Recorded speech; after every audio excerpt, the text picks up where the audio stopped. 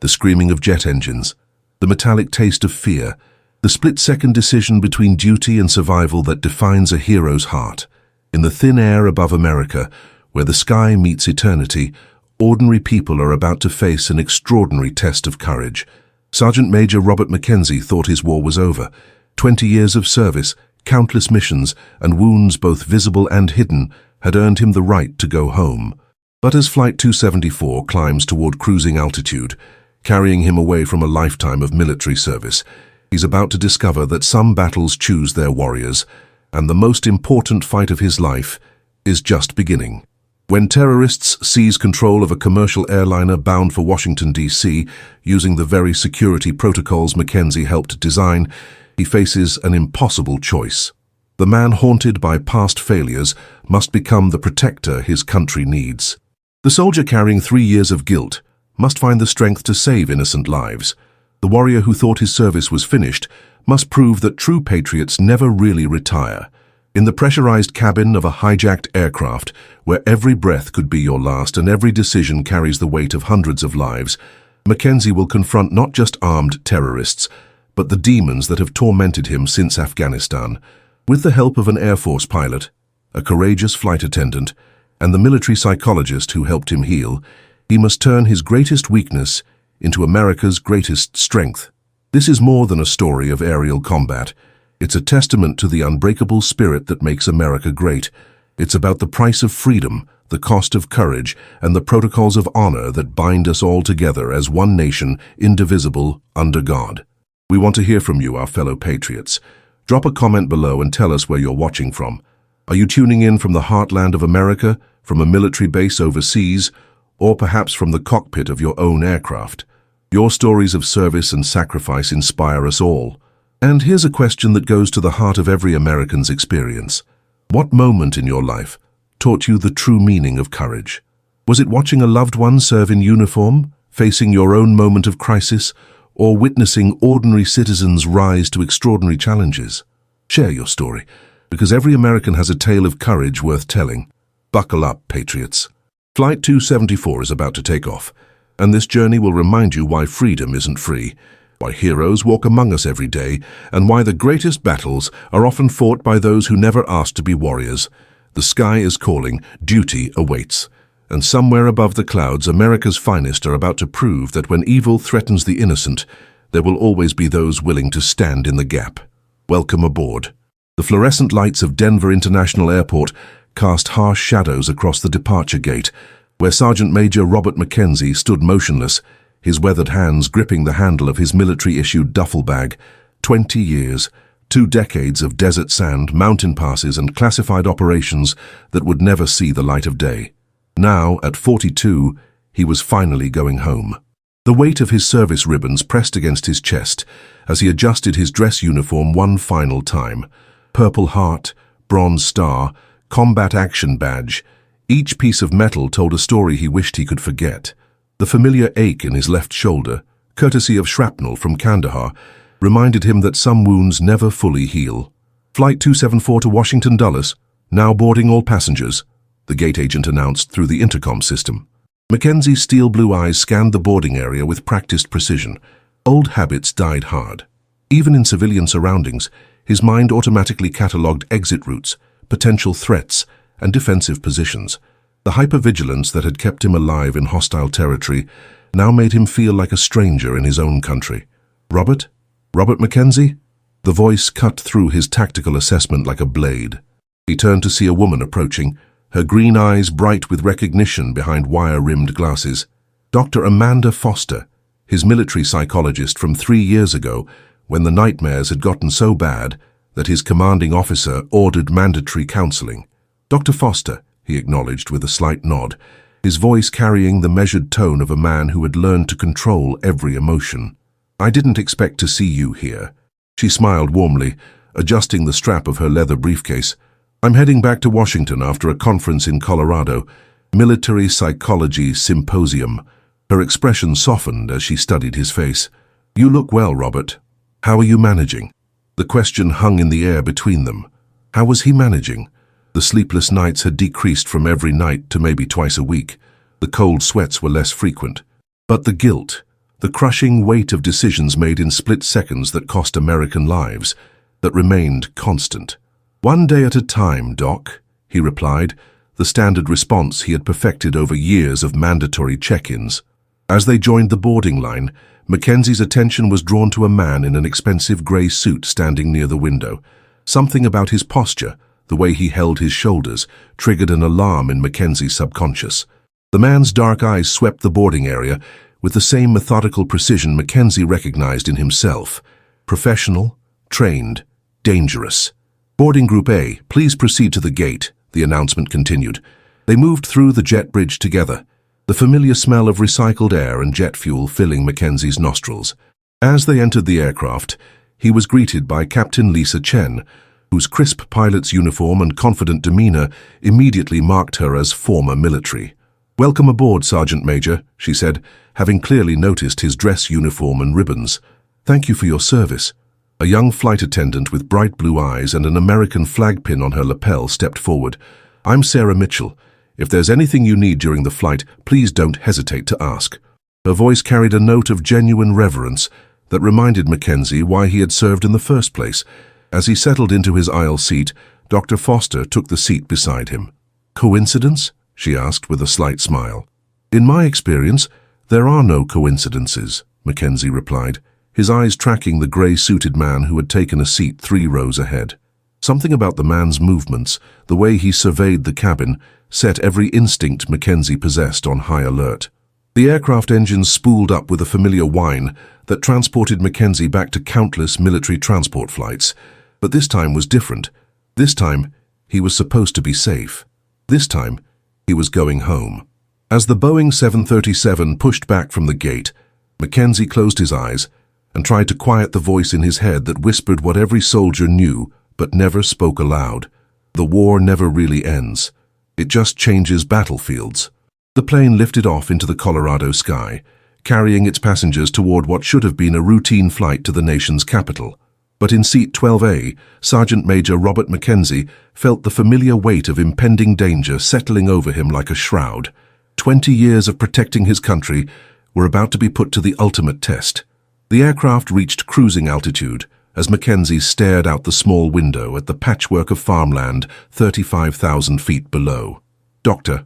Foster had opened her tablet, occasionally glancing at him with the practiced eye of someone who understood the invisible wounds of war. "You developed security protocols for commercial aircraft, didn't you?" she asked quietly, her voice barely audible above the engine noise. "I remember you mentioning it during our sessions." Mackenzie's jaw tightened. Those protocols were classified, part of a joint Pentagon FAA initiative he had worked on 5 years ago. His expertise in special operations and aircraft systems had made him the perfect candidate to identify vulnerabilities in civilian aviation security. "Some consulting work," he replied carefully. "Nothing I can discuss in detail." But the memories came flooding back anyway. Months spent studying every system, every access point, every potential weakness in aircraft like this, Boeing 737. He had helped design countermeasures, backup protocols, and emergency procedures that could neutralize threats from both inside and outside the aircraft. The irony wasn't lost on him. Here he was, flying on the very type of plane he had helped secure, and his instincts were screaming that something was wrong. Dr. Foster leaned closer. "Robert, your stress indicators are elevated. Rapid breathing, clenched fists, hypervigilance. What's triggering you?" Before he could answer, the flight attendant, Sarah Mitchell, approached with the beverage cart. "Can I offer you something to drink?" she asked with a professional smile that didn't quite reach her eyes. Mackenzie noticed she kept glancing toward the front of the cabin, where the man in the grey suit sat. "Coffee, Black," Mackenzie said, his attention split between Sarah's nervous energy and the subtle movements of other passengers. As Sarah poured his coffee, her hand trembled slightly. "Sir, I hope you don't mind me asking, but you're military, right? My father served in Afghanistan. He always said soldiers could sense danger before anyone else." The comment hit Mackenzie like a physical blow. Afghanistan.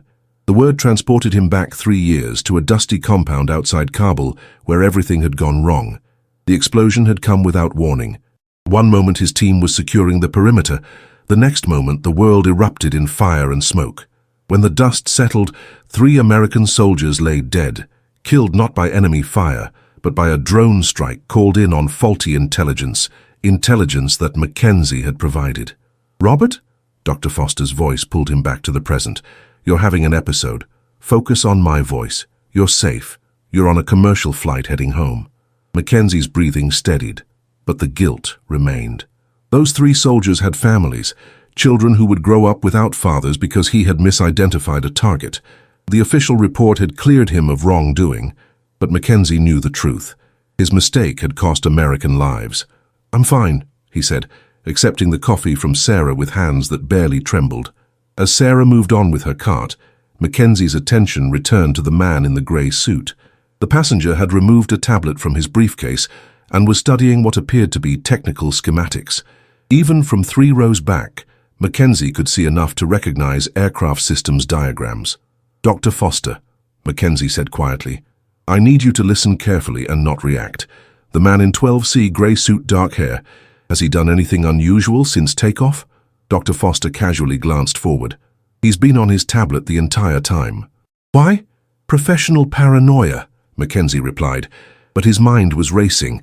The man's posture, his technical focus, the way he had surveyed the boarding area, it all pointed to someone with specialized knowledge and specific intent. The captain's voice crackled over the intercom. "Ladies and gentlemen, we're experiencing some minor turbulence ahead. Please return to your seats and fasten your seatbelts." But Mackenzie noticed that Captain Chen's voice carried a subtle tension that had nothing to do with weather.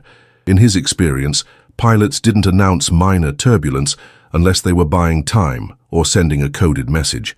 As the aircraft began to shake gently, Mackenzie caught sight of another passenger, a heavy-set Hispanic man in the middle section, making eye contact with the man in the grey suit. The exchange lasted only a second, but it was enough. "Doc," Mackenzie whispered, his voice carrying the authority of 20 years in special operations, "we have a problem." Dr. Foster looked at him with growing concern. "What kind of problem?" Mackenzie's hand instinctively moved toward his hip, where his sidearm would normally rest. But this was a commercial flight. He was unarmed, surrounded by civilians, and facing what his trained instincts told him was a coordinated threat. "The kind that requires those protocols I helped develop," he said grimly. The turbulence increased, but Mackenzie knew it wasn't weather causing the aircraft to shudder. Something was about to happen, and his 20 years of protecting America were about to be put to the ultimate test at 35,000 feet. The turbulence stopped as suddenly as it had begun. In the eerie calm that followed, the man in the grey suit stood up with fluid precision, his movements betraying years of tactical training. Mackenzie's worst fears crystallized into reality as the passenger reached into his jacket and produced a small device that looked like a modified smartphone. "Ladies and gentlemen," the man announced in accented English, his voice carrying the authority of someone accustomed to command. "My name is Victor Kozlov, and this aircraft is now under my control." Gasps echoed through the cabin as passengers turned in their seats. Sarah Mitchell dropped her serving tray, the crash of breaking glass punctuating the sudden terror that filled the air. Mackenzie's muscles tensed, every fiber of his being screaming to act, but Dr. Foster's hand on his arm reminded him to assess the situation first. "Please remain calm and in your seats," Kozlov continued, holding up the device. "This controls several explosive charges strategically placed throughout the aircraft. Any attempt at heroics will result in the immediate destruction of this plane and everyone aboard." The heavy-set Hispanic man Mackenzie had noticed earlier stood up, revealing a concealed pistol. 2 other passengers, a blonde woman near the front and a thin man by the emergency exit, also rose, each producing weapons with practiced efficiency. "My associate Marcus Rodriguez will now collect all electronic devices," Kozlov announced, gesturing to the Hispanic man. "Cell phones, tablets, laptops, everything. We cannot have anyone communicating with the ground." Mackenzie's mind raced through the aircraft schematics he had memorized years ago. If Kozlov truly had placed explosives, the most likely locations would be the cargo hold, near the fuel lines, and possibly in the avionics bay. But something about the man's confidence suggested he knew exactly where to place them for maximum effect. "You," Kozlov said, pointing directly at Mackenzie. "The soldier. Stand up slowly and move to the front of the aircraft." Every passenger turned to stare at Mackenzie as he rose from his seat. His dress uniform made him impossible to hide, marking him as the primary threat in Kozlov's eyes. As he walked down the narrow aisle, his trained gaze catalogued every detail of the hijacker's positions and equipment. "Sergeant Major Robert McKenzie," Kozlov said with a cold smile as McKenzie approached. "Yes, I know who you are. Your reputation precedes you, as does your expertise in aircraft security protocols." The recognition hit McKenzie like a physical blow. This wasn't random. Kozlov knew him, knew his background, knew his involvement in developing the very security measures that should have prevented this situation. "You seem surprised," Kozlov continued. "Did you think your classified work would remain secret forever? The protocols you developed for the Pentagon, the vulnerabilities you identified, the countermeasures you designed, I know them all." Dr. Foster watched from her seat, her psychological training allowing her to read the terror in the other passengers while maintaining her own composure. She caught Sarah Mitchell's eye and gave her a subtle nod of encouragement, recognizing the young woman's potential as an ally. "What do you want?" McKenzie asked, his voice steady despite the rage building inside him. Kozlov's smile widened. "Justice, Sergeant Major. You see, 3 years ago your intelligence led to a drone strike on what you believed was a terrorist compound, but your information was wrong, wasn't it? That compound housed my family, my wife, my 2 children, and my elderly parents, all killed by American precision weapons based on your faulty intelligence." The words hit McKenzie harder than any physical blow. The mission in Afghanistan, the one that haunted his nightmares, had consequences he never knew existed. His mistake hadn't just cost American lives, it had destroyed an innocent family. "I was an aeronautical engineer for the Russian military," Kozlov continued. "But after my family's murder, I found a new purpose. I studied your protocols, learned your methods, and discovered that the very systems you designed to protect aircraft could be turned against them." Captain Chen's voice crackled over the intercom, tension evident in every word. "This is your captain speaking. We have been instructed to alter our flight path. Please remain calm and follow all instructions from the cabin crew." McKenzie realized that Chen was being forced to comply, probably with a gun to her head in the cockpit. The aircraft banked slightly to the left, taking them off the direct route to Washington Dulles. "Where are you taking us?" McKenzie demanded. "Patience, Sergeant Major," Kozlov replied. "First, I want you to understand the elegance of my plan. You see, I've not only placed explosives throughout this aircraft, but I've also modified the navigation and communication systems using your own security protocols. The very back doors you created to protect against hijacking are now my tools of control." Dr. Foster stood up slowly, her hands visible and non-threatening. "Mr. Kozlov, I'm a psychologist. I understand loss and grief. What happened to your family was a tragedy, but killing innocent people won't bring them back." Kozlov's eyes flashed with fury. "Sit down, Doctor, before I demonstrate just how serious I am about my demands." Marcus Rodriguez moved closer to Dr. Foster, his weapon trained on her chest. But Mackenzie noticed something in the man's stance, a slight favoring of his left leg that suggested an old injury. Every weakness could be exploited if the opportunity arose. "The beauty of my plan," Kozlov continued, "is that it uses your own expertise against you. Every protocol you developed, every security measure you implemented, I've studied and circumvented. You created the very tools of your own defeat." As the aircraft continued its altered course, Mackenzie realized that Kozlov wasn't just seeking revenge. He was making a statement. The man who had helped secure American aviation would watch helplessly as those same systems were used to destroy innocent lives. But Mackenzie had spent 20 years learning that no plan, no matter how carefully crafted, was perfect. Every enemy had weaknesses. Every system had flaws. He just had to find them before it was too late. "You want to know how I obtained your classified protocols?" Kozlov asked, circling Mackenzie like a predator toying with wounded prey. "It wasn't through Russian intelligence or cyber warfare. It was much simpler than that." Mackenzie's jaw clenched as Kozlov produced a tablet from his briefcase, the screen displaying detailed schematics of the Boeing 737's security systems Mackenzie had personally helped design. 3 years ago, during your mission in Afghanistan, your team's communications were compromised," Kozlov continued. "Not by the Taliban, but by someone much closer to home, someone who sold American intelligence to the highest bidder." The revelation hit Mackenzie like shrapnel.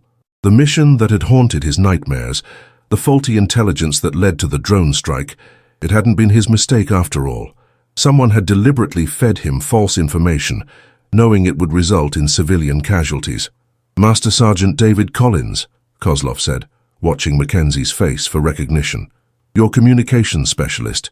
He provided me with everything, your protocols, your security measures, even the personal details of your psychological profile." Mackenzie's hands clenched into fists. Collins had been like a brother to him, a trusted teammate who had saved his life more times than he could count. The betrayal cut deeper than any physical wound. Dr. Foster observed the exchange with growing understanding. She had treated enough soldiers to recognize the signs of psychological manipulation. Kozlov wasn't just seeking revenge.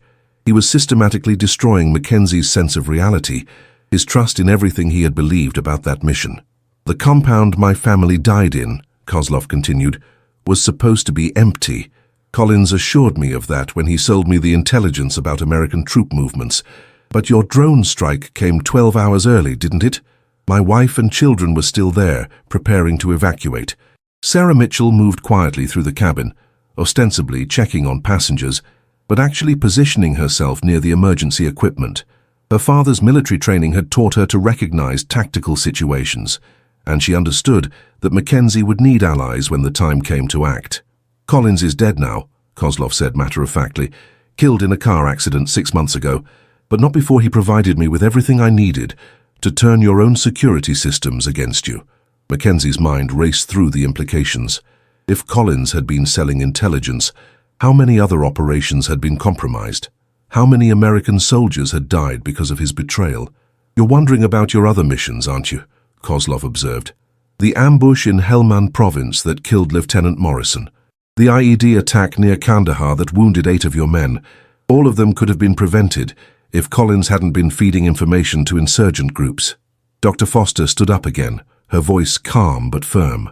"Mr. Kozlov, I understand your pain, but you're torturing an innocent man. Sergeant Major McKenzie was as much a victim of this betrayal as your family was." "Innocent?" Kozlov laughed bitterly. He developed the protocols that were supposed to prevent exactly this kind of attack. His expertise in aircraft security made him valuable to both the Pentagon and to people like me. He bears responsibility for every vulnerability he failed to anticipate. Marcus Rodriguez approached Mackenzie from behind, pressing the barrel of his pistol against the sergeant major's neck. "Should I eliminate the threat now, Victor?" "Not yet," Kozlov replied.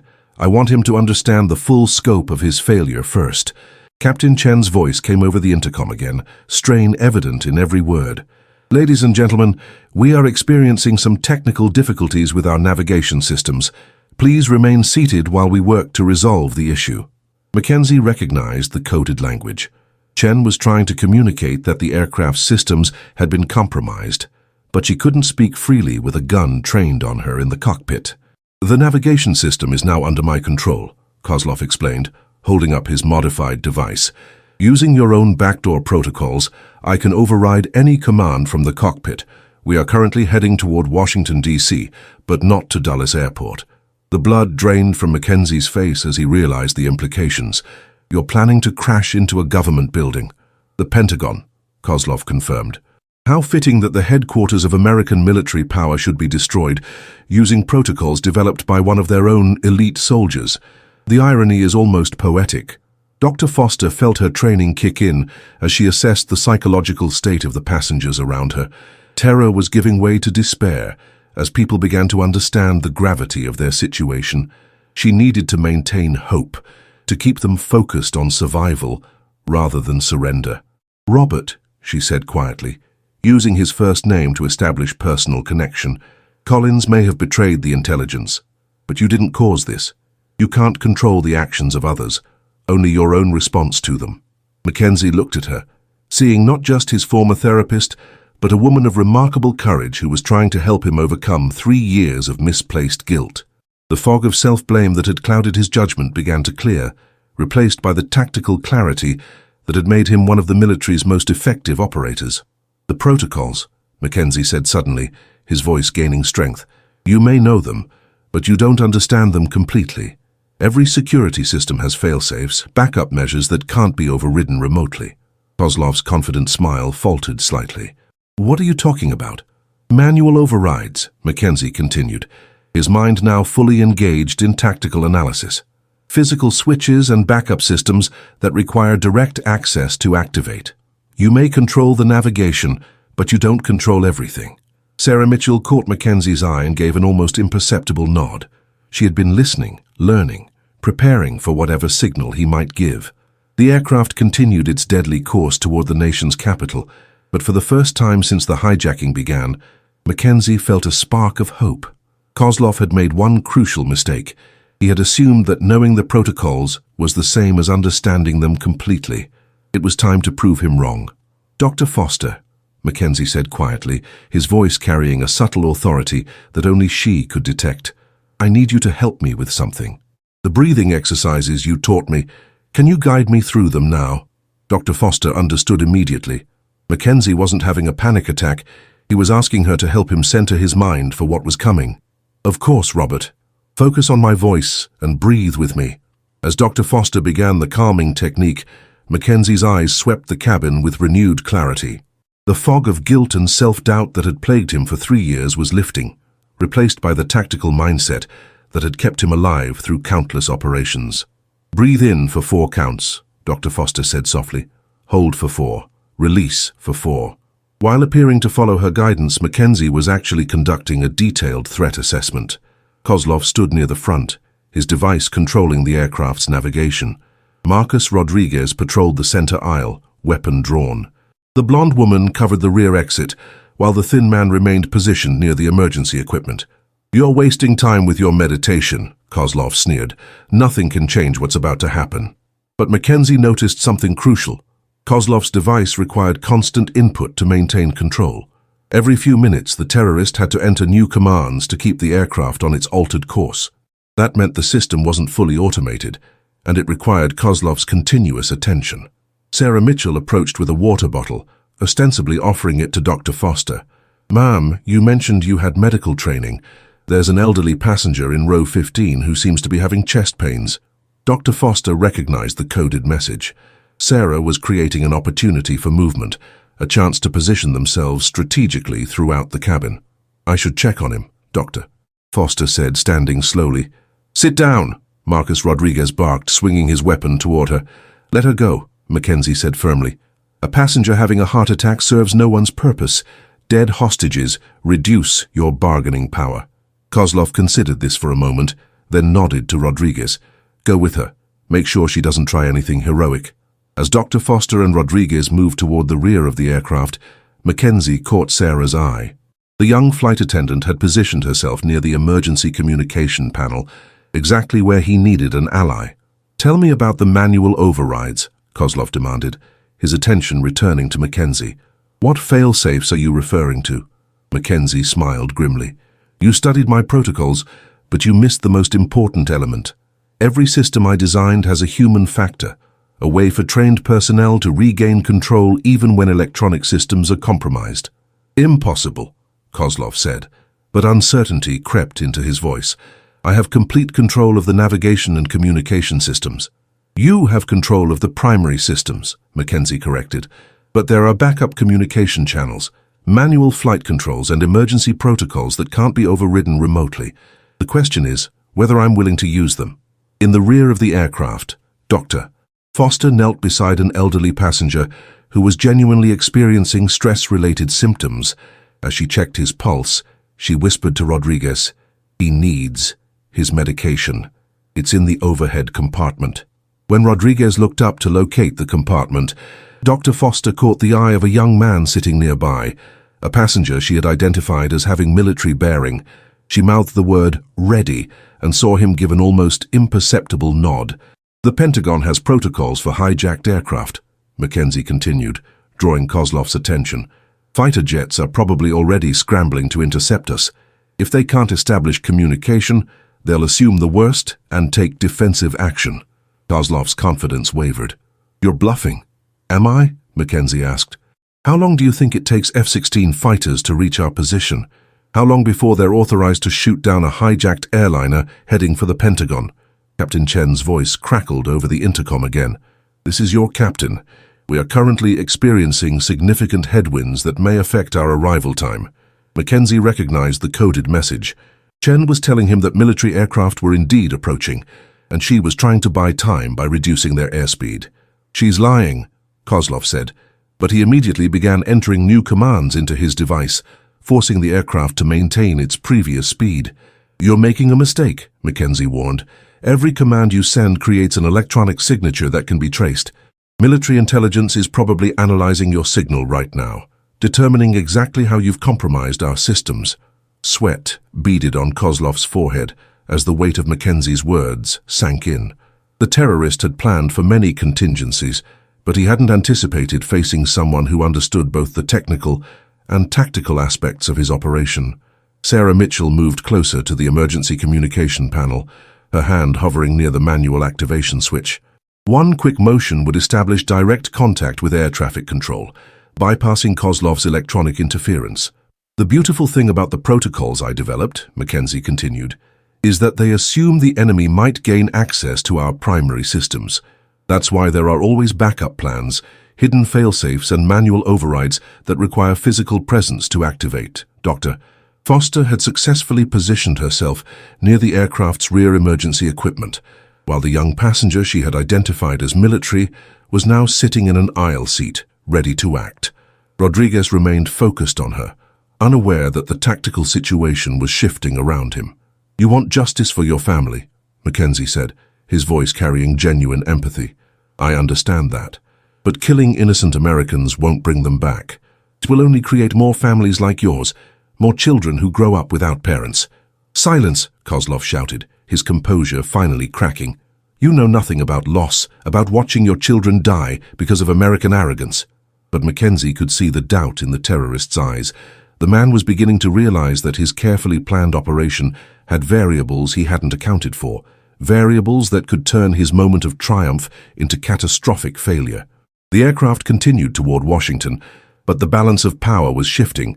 McKenzie had spent 20 years learning to turn desperate situations to his advantage, and he was about to demonstrate why the United States military considered him one of their most valuable assets. The moment McKenzie had been waiting for arrived when Kozlov turned his attention back to his control device, entering another series of commands to maintain their course toward the Pentagon. In that split second of distraction, McKenzie struck. His elbow connected with Marcus Rodriguez's solar plexus as the hijacker passed behind him, doubling the man over in pain. McKenzie spun and grabbed Rodriguez's gun hand, twisting until he heard the satisfying crack of breaking bones, and the weapon clattered to the floor. "Now!" McKenzie shouted. Sarah Mitchell's hand slammed down on the emergency communication switch, instantly establishing direct contact with air traffic control. The blonde hijacker near the front raised her weapon, but the young military passenger Dr. Foster had identified launched himself across the aisle, tackling her to the ground. "This is Flight 274 declaring emergency," Sarah spoke rapidly into the communication system. "Aircraft hijacked, explosives on board, heading for Pentagon." Kozlov spun toward McKenzie, his face contorted with rage. "You've doomed everyone on this plane." He held up his control device. "One command and we all die." "Maybe," McKenzie replied, advancing steadily down the aisle. "But you'll die too, and your family's death will still be meaningless." Dr. Foster had positioned herself behind the thin hijacker near the emergency exit. Using techniques learned in military psychology training, she struck pressure points on his neck, dropping him unconscious before he could react. The aircraft suddenly lurched as Captain Chen began evasive maneuvers, throwing passengers against their seats. McKenzie used the chaos to close the distance with Kozlov, but the terrorist was already backing toward the cockpit door. "You think you've won?" Kozlov screamed over the noise of struggling passengers and shouting voices. "The explosives are still active. Even if you stop me, this plane will never land safely." McKenzie's blood ran cold as he realized the implications. Kozlov had built redundancies into his plan, multiple ways to ensure the aircraft's destruction, even if the hijacking failed. "Sarah," McKenzie called out, "where are the emergency oxygen masks stored?" "Overhead compartments and emergency stations," she replied, still maintaining communication with air traffic control. McKenzie's mind raced through the aircraft's layout. If Kozlov had placed explosives near the oxygen system, a single spark could turn the entire cabin into an inferno. But there was another possibility. The emergency oxygen could also be used to create a controlled explosion that might neutralize the terrorists' devices. Rodriguez had recovered enough to grab a broken piece of plastic from the floor, lunging at McKenzie with the makeshift weapon. McKenzie caught his wrist and used the man's momentum to slam him into the galley wall, where he crumpled unconscious. "This is Air Force 177 requesting immediate identification," a new voice crackled over the radio. "Flight 274, you are approaching restricted airspace. Respond immediately, or we will be forced to take defensive action." F-16 fighters. McKenzie's warning had been prophetic. Military aircraft were now flanking their position, ready to shoot them down if they continued toward the Pentagon. "Tell them we're working to regain control," McKenzie shouted to Sarah as he continued pursuing Kozlov toward the cockpit. Kozlov reached the cockpit door and began entering a code on his device. "Goodbye, Sergeant Major.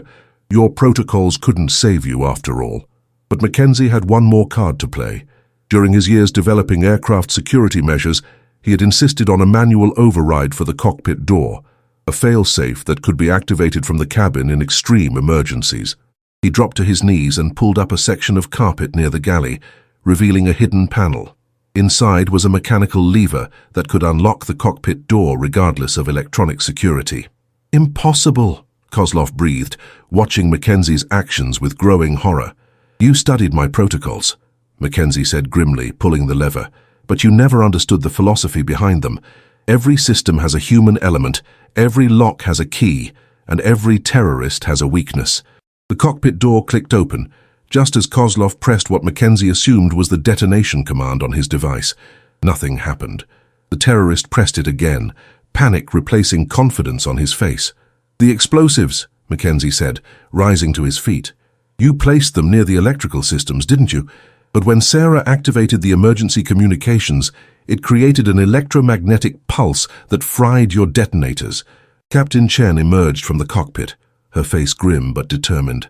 "Sergeant Major, I need you to know we're running low on fuel, and those fighters are ordering us to land immediately at Andrews Air Force Base." "Can you get us there safely?" McKenzie asked.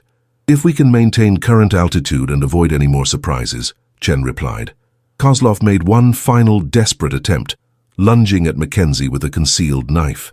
But 20 years of combat experience had honed McKenzie's reflexes to perfection. He caught Kozlov's wrist, twisted until the knife fell, then delivered a precise strike to the terrorist's temple. Viktor Kozlov collapsed unconscious at McKenzie's feet. As the immediate threat ended, McKenzie felt a sharp pain in his left side. Looking down, he saw blood seeping through his uniform shirt. Kozlov's knife had found its mark during their final struggle. The wound wasn't fatal, but it was deep enough to require immediate attention. Dr. Foster rushed forward with the aircraft's medical kit. "Let me look at that," she said, her professional training taking over. "I'm fine," McKenzie protested, but he allowed her to examine the wound. "You're losing blood," she said firmly. "Sit down and let me treat this properly." As Dr. Foster worked to stop the bleeding, Sarah maintained communication with both air traffic control and the military fighters. The young flight attendant had proven herself under fire, demonstrating the same courage and competence that McKenzie had seen in the best soldiers he had served with. "Flight 274, this is Andrews Tower," came the radio transmission. "You are cleared for emergency landing on runway 01 left. Medical and security teams are standing by." Captain Chen took manual control of the aircraft, her steady hands guiding them toward safety. The Boeing 737 began its descent toward Andrews Air Force Base, carrying its passengers away from what could have been a national tragedy. McKenzie closed his eyes as Dr. Foster finished bandaging his wound. The physical pain was manageable, but the emotional weight of the day's events would take time to process. He had faced his demons, confronted the truth about Collins's betrayal, and prevented a terrorist attack that could have killed thousands. But most importantly, he had proven to himself that his 20 years of service still mattered, that his expertise could still protect innocent lives. The war might never truly end, but today, America had won another battle. The descent toward Andrews Air Force Base should have been routine, but McKenzie knew better than to assume the danger had passed. As Captain Chen guided the aircraft through its approach, he remained vigilant, his trained eyes scanning the cabin for any remaining threats. "Robert, you need to stay still," Dr. Foster insisted, adjusting the pressure bandage on his side. "You've lost more blood than you realize." But McKenzie's attention was focused on Kozlov, who lay unconscious but still breathing near the cockpit door. Something about the terrorist's earlier confidence troubled him. The man had seemed too prepared for failure, too accepting of his own potential death. "Sarah," McKenzie called to the flight attendant, who was helping secure the other hijackers. "Check Kozlov's jacket pockets. Look for anything that might be a backup detonator." Sarah approached cautiously and began searching the unconscious terrorist. Her face paled as she withdrew a small device from his inner pocket, a secondary control unit with a red button protected by a clear plastic cover. "There's something else," Sarah said, her voice tight with fear. "He's wearing what looks like a vest under his shirt." Mackenzie's blood turned to ice. A suicide vest. Kozlov had planned for every contingency, including his own capture. The man was willing to destroy the aircraft and everyone aboard, rather than face failure. "How long until we land?" Mackenzie asked Captain Chen through the open cockpit door. 8 minutes to touchdown, Chen replied, her voice steady despite the new crisis. Mackenzie struggled to his feet, ignoring Dr. Foster's protests and the burning pain in his side. 8 minutes to defuse a situation that could still end in catastrophe. His mind raced through the options, each one carrying unacceptable risks. "The cargo hold," Mackenzie said suddenly. "Is there access from the cabin?" "Emergency access panel behind the rear galley," Sarah confirmed. "But why? If I can get Kozlov down there, the blast will be contained below the passenger compartment," Mackenzie explained. "The aircraft might survive, and most of the passengers would have a chance." Dr. Foster grabbed his arm. "Robert, you're talking about suicide. That explosion will kill you instantly." "Maybe," Mackenzie acknowledged, "but it's better than letting him detonate that vest up here and killing everyone." Captain Chen's voice crackled over the intercom. "Ladies and gentlemen, we are on final approach to Andrews Air Force Base. Please ensure your seatbelts are fastened and prepare for landing." Mackenzie knew he was running out of time. Kozlov could regain consciousness at any moment, and the terrorist would certainly activate his vest, rather than face capture and interrogation. "There has to be another way," Dr. Foster said desperately. "You've spent 3 years blaming yourself for deaths that weren't your fault. Don't throw your life away now for deaths that might not happen." But Mackenzie had already made his decision. He had spent 20 years protecting America, and he wouldn't stop now. Bending down, he grabbed Kozlov under the arms and began dragging the unconscious terrorist toward the rear of the aircraft. "Help me get him to the cargo access," Mackenzie ordered Sarah. The young flight attendant hesitated for only a moment before moving to assist. Together, they maneuvered Kozlov's limp form toward the emergency panel that led to the cargo hold. "Sergeant Major," came a new voice over the radio, "this is General Harrison Thompson. I'm coordinating the ground response at Andrews. What's your current situation?" Mackenzie recognized the voice of his former commanding officer, the man who had recruited him for the aircraft security project years earlier. "General, we have a terrorist with a suicide vest. I'm attempting to isolate the threat." "Negative, Mackenzie." Thompson's voice was firm. "We have bomb disposal experts standing by. Do not attempt to handle explosive devices yourself." "No time, sir," Mackenzie replied, opening the cargo access panel. He could wake up any second. As Mackenzie prepared to lower Kozlov into the cargo hold, the terrorist's eyes suddenly snapped open. Kozlov's hand immediately went to the device in his pocket, his finger hovering over the detonation button. "You cannot stop this," Kozlov said weakly, blood trickling from his mouth where Mackenzie had struck him. "My family will be avenged." "Your family would be ashamed," Mackenzie replied, positioning himself between Kozlov and the other passengers. "They died because of Collins's betrayal, not because of American policy. Killing innocent people won't honor their memory." Kozlov's hand trembled as he gripped the detonator. "You destroyed my world. Now I destroy yours." But before Kozlov could press the button, Dr. Foster appeared beside Mackenzie, her medical bag in hand. With lightning speed, she jabbed a syringe into Kozlov's neck, injecting a powerful sedative. "Emergency anesthesia," she explained, as Kozlov's eyes rolled back and his hand went limp. "I always carry it for panic attacks, but it works just as well for terrorists." Mackenzie stared at her in amazement. "How did you—" 20 years of military psychology," Dr. Foster said, with a slight smile. "You learn to be prepared for anything." Sarah quickly secured the detonator while Mackenzie and Dr. Foster carefully removed Kozlov's suicide vest. The device was sophisticated but stable. As long as no one pressed the activation button, it posed no immediate threat. "Flight 274, "You are cleared to land," came the transmission from Andrews Tower. "Emergency vehicles are in position." Captain Chen brought the Boeing 737 down with textbook precision, the aircraft's wheels touching the runway with barely a bump. As they rolled to a stop, McKenzie could see dozens of emergency vehicles surrounding them, fire trucks, ambulances, and military security teams.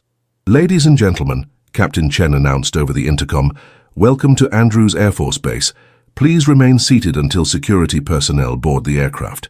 McKenzie slumped into a nearby seat, the adrenaline finally wearing off and the pain from his wound returning with full force. Dr.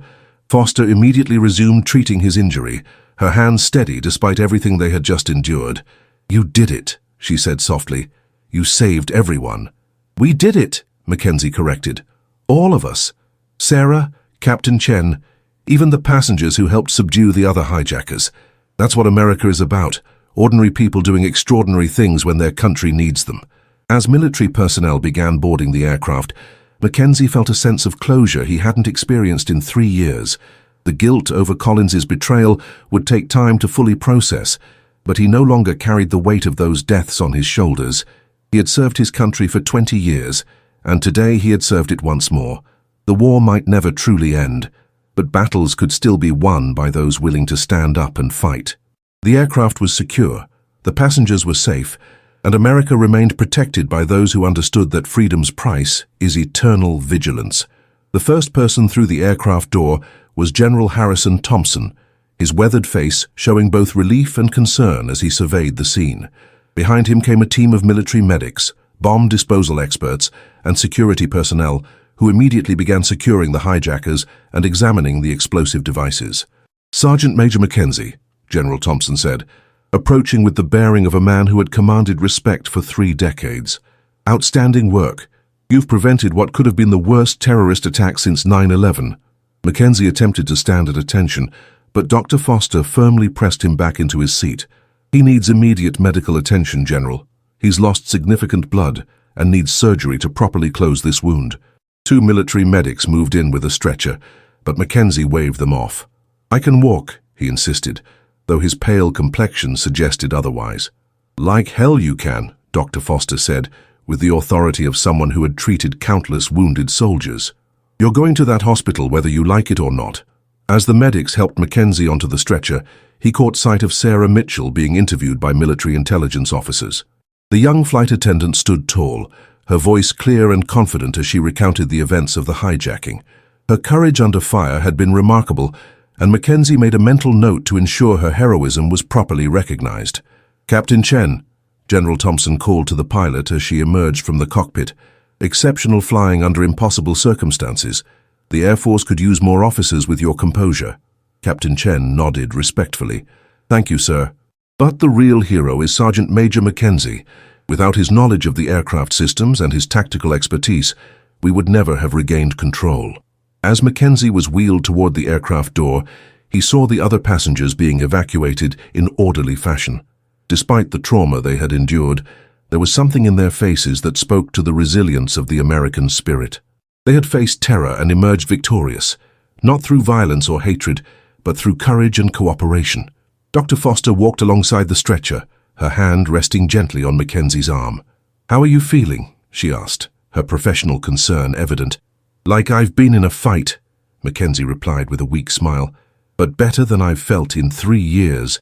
"The guilt?" she asked, understanding the deeper meaning of his words. "Starting to fade," McKenzie admitted.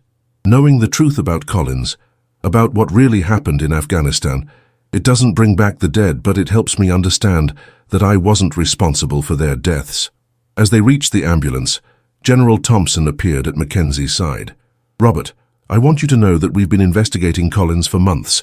Your actions today confirmed what we suspected, that he was selling intelligence to multiple hostile groups. The families of the soldiers who died deserve to know the truth." Mackenzie nodded, feeling another weight lift from his shoulders. "What about Kozlov's family? Were they really killed in that drone strike?" "They were," Thompson confirmed grimly. "Collins sold him false information about American troop movements, then turned around and sold us false intelligence about terrorist locations. He played both sides, and innocent people died because of his greed." The ambulance doors closed, and as they drove toward the base hospital, Dr. Foster continued monitoring Mackenzie's vital signs. "You know," she said thoughtfully, "what you did today wasn't just about stopping terrorists. You proved that healing is possible, that people can overcome trauma and still serve something greater than themselves." "I had help," Mackenzie replied, looking at her with genuine gratitude. "Good therapy, good friends, and the chance to make a difference when it mattered most." At the hospital, military surgeons worked quickly to repair the damage from Kozlov's knife. The wound was deep but clean, and Mackenzie's excellent physical condition helped speed the healing process. As he recovered in the post-operative ward, a steady stream of visitors arrived.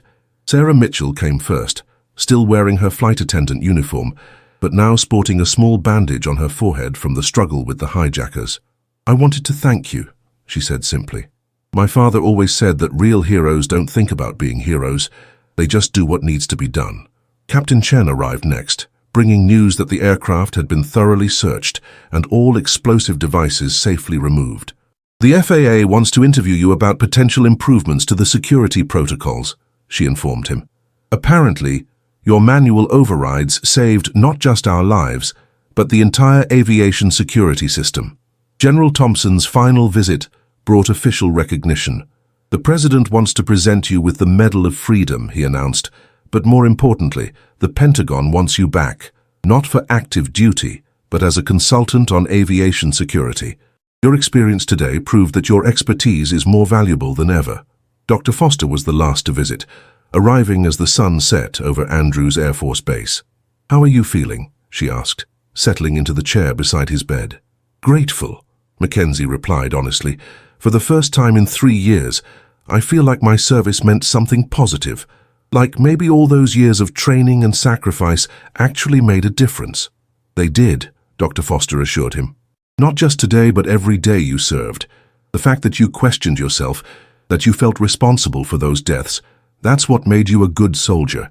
Bad soldiers don't lose sleep over casualties." As night fell over the base, Mackenzie reflected on the events of the day. 20 years of military service had prepared him for many things, but nothing had prepared him for the psychological journey of healing from trauma while still finding ways to serve his country. "Amanda," he said, using Dr. Foster's first name for the first time, "would you consider having dinner with me once I'm released? Somewhere that doesn't involve aircraft or terrorists?" She smiled, the same warm expression that had first helped him begin healing 3 years ago. "I'd like that very much, Robert, but only if you promise to let me drive. You've had enough excitement for one day." Outside the hospital window, the lights of Andrews Air Force Base twinkled in the darkness, a symbol of American military readiness and strength. Mackenzie had served his country for 20 years, and today he had served it once more. The war might never truly end, but he had found peace within himself. He was finally home. The morning sun cast long shadows across Arlington National Cemetery as Sergeant Major Robert McKenzie, now retired, walked slowly along the pristine pathways between the white marble headstones. His left shoulder still ached on cold days, a permanent reminder of Kandahar, but the limp from his more recent knee surgery was barely noticeable. In his hand, he carried 3 small American flags, one for each of the soldiers who had died in Afghanistan 7 years ago because of David Collins's betrayal: Lieutenant Morrison, Corporal Jackson, and Private First Class Williams. Their families had finally learned the truth about their deaths, and while it couldn't bring their loved ones back, it had provided the closure that comes with knowing their sacrifice wasn't in vain.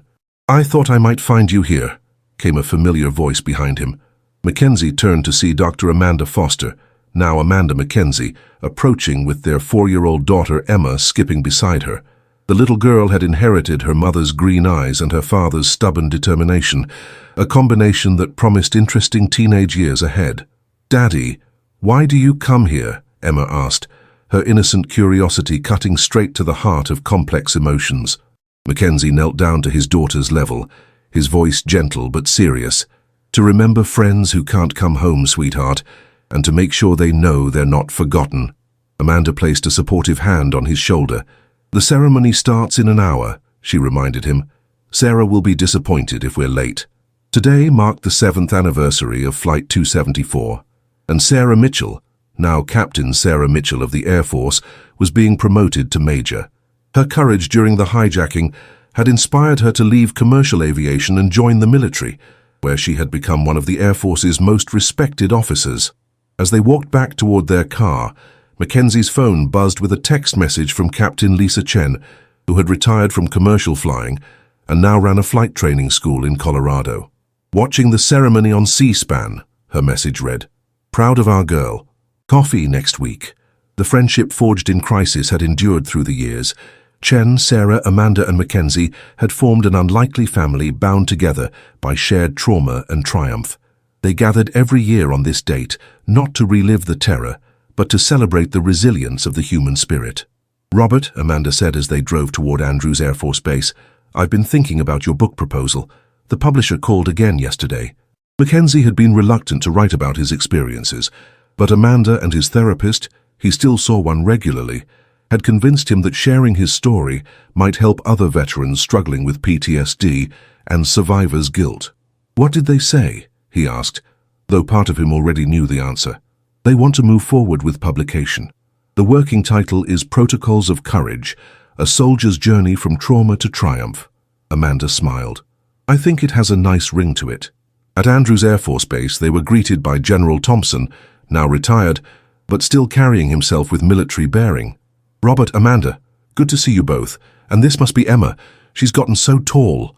Emma beamed at the attention, then whispered loudly to her father, "Is he really a general?" "He was," Mackenzie replied. "Now he's just a friend who likes to tell long stories about the old days." Thompson laughed heartily. "Out of the mouths of babes. Come on, let's get good seats for Sarah's ceremony." The promotion ceremony was held in the base chapel, its soaring architecture providing a fitting backdrop for the recognition of service and sacrifice.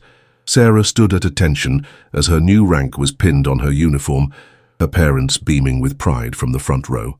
"Major Sarah Mitchell," the presiding general announced, "your courage under fire and continued dedication to service exemplify the finest traditions of the United States Air Force." After the ceremony, Sarah found Mackenzie and his family in the reception area. 7 years had added maturity to her features, but her eyes still held the same determined spark that had helped save Flight 274. "Thank you for coming," she said, embracing Mackenzie warmly. "It means everything to have you here." "Wouldn't miss it," Mackenzie replied. "Your father would be proud." Sarah's expression grew thoughtful. "You know, I still think about that day sometimes. Not the fear or the danger, but the way ordinary people became extraordinary when they had to. It changed how I see the world." "It changed all of us," Amanda added, "but maybe that's not such a bad thing." As the afternoon wore on, Mackenzie found himself in conversation with a young airman who had heard about Flight 274 and wanted to know more about the experience. The young man was struggling with his own demons, a deployment to Syria that had ended badly, friends lost to an IED attack. "The guilt never completely goes away," Mackenzie told him honestly, "but it gets easier to carry when you realize that surviving doesn't diminish their sacrifice, it honors it. Every day you choose to keep serving, keep living, keep trying to make the world better, you're proving that their deaths meant something." The airman nodded, his eyes showing the first glimmer of hope Mackenzie had seen since their conversation began. Later, as the Mackenzie family drove home to their house in Virginia, Emma fell asleep in her car seat, exhausted by the day's excitement. Amanda reached over and took Robert's hand. "Any regrets?" she asked softly. Mackenzie considered the question carefully. 7 years ago, he had been a broken man, haunted by guilt and trauma, convinced that his service had caused more harm than good. Today, he was a husband, father, author, and consultant who had found peace with his past and purpose in his present. "Just one," he said finally. Amanda raised an eyebrow. "What's that?" "I wish it hadn't taken me so long to realize that healing doesn't mean forgetting, and that serving your country doesn't end when you take off the uniform." As they pulled into their driveway, Mackenzie looked up at the American flag flying from their front porch, a flag that Sarah had given them, one that had flown over the Capitol building in honor of the heroes of Flight 274. The war might never truly end, but peace was possible for those brave enough to seek it. And sometimes, the greatest victories came not from defeating enemies, but from conquering the demons within yourself. Mackenzie had finally learned to live with honor, serve with purpose, and love without fear. He was home in every sense of the word. As we reach the end of Robert McKenzie's extraordinary journey, we're reminded that true heroism isn't found in the absence of fear, but in the courage to act despite it. From the moment he stepped onto Flight 274 as a retired soldier haunted by guilt, to his transformation into a man who found peace through service, McKenzie's story embodies the very best of the American spirit. The protocols he developed weren't just technical specifications. They were a testament to the belief that freedom requires constant vigilance, that liberty demands sacrifice, and that sometimes the greatest battles are fought not on foreign soil, but within the human heart. His journey from trauma to triumph shows us that healing is possible, that redemption can be found, and that our darkest moments often prepare us for our finest hours. Dr. Amanda Foster's wisdom reminds us that strength isn't measured by the absence of wounds, but by our willingness to help others heal. Captain Lisa Chen's steady leadership under pressure demonstrates that competence and courage know no gender. Sarah Mitchell's transformation from flight attendant to Air Force major proves that heroes are made in moments of crisis, when ordinary people choose to do extraordinary things. But perhaps the most powerful lesson from Flight 274 is this: America's greatest strength has never been our weapons or our wealth. It's been our people, citizens who stand up when others sit down, who speak truth when others remain silent, who choose service over self-interest and courage over comfort.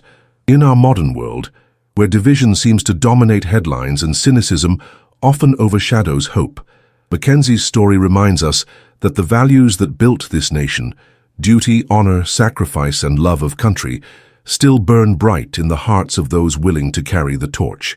Every day in communities across America, there are Robert McKenzies quietly serving, Amanda Foster's healing the wounded, Lisa Chen's leading with competence, and Sarah Mitchell's rising to meet whatever challenges await. They are teachers and firefighters, police officers and paramedics, soldiers and civilians who understand that freedom isn't free and that democracy requires active participation. The price of liberty, as Thomas Jefferson once observed, is eternal vigilance. But as Mackenzie learned, that vigilance extends beyond watching for external threats.